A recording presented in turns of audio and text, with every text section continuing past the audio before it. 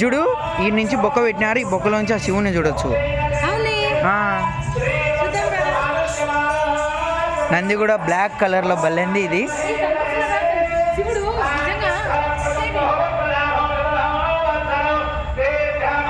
శ్రీ కామాక్షి సమేత శ్రీ సిద్ధేశ్వర స్వామి దేవాలయంలోకి అయితే వచ్చేసామండి. ఇప్పుడు కాలం నాటి ఆధునీకరణతో ఈ గుడిని నిర్మించడం జరిగిందండి. అలాగే స్వామివారిని బయట నుంచే మనం దర్శించుకోవచ్చు. ఆడ కామాక్షి దేవుని పక్క అమ్మవారి గర్భాలయంలోకి అయితే మొబైల్ అలో లేదు, అమ్మవారిని చూపించట్లేదండి. ఈ నుంచే దేవుడు, ఆ పక్క కామాక్షి దేవుంది, ఈ పక్క కామాక్షి దేవి, శివుడు ఇటు నుంచే దర్శనం, లోపలికి లేదు. కనిపించినాడు అద్దా అంత బాగా. మా లక్ష్మి వాళ్ళు ఎటు పోయినారు లోపలికి, మేము పోలేదు ఎప్పుడు. Friends, welcome back to our channel. నేను మీ తరుణ్ణి. తాళ్ళపాక అన్నమయ్య జిల్లాలో కోలాటం వేయనికి వచ్చినాం.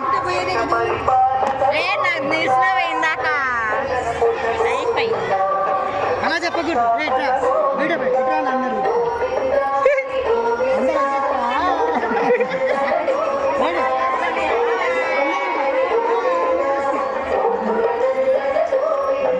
మా వాళ్ళు బాయ్ చెప్తున్నారా హాయ్ చెప్తున్నారా అర్థం కాలేదు కదా.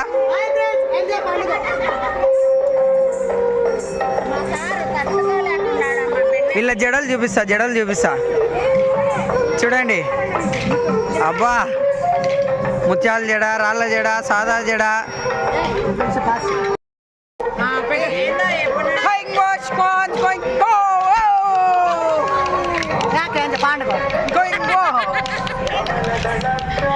శ్రీ చెన్నకేశవ స్వామి అలాగే శ్రీ సిద్ధేశ్వర స్వామి వారి కళ్యాణ మహోత్సవం తర్వాత మెరవనిగా స్వామివారి పురమాడ వీధుల్లో ఇలా మేము కోలాటం వేస్తూ స్వామివారి సేవలో పాల్గొన్నామండి.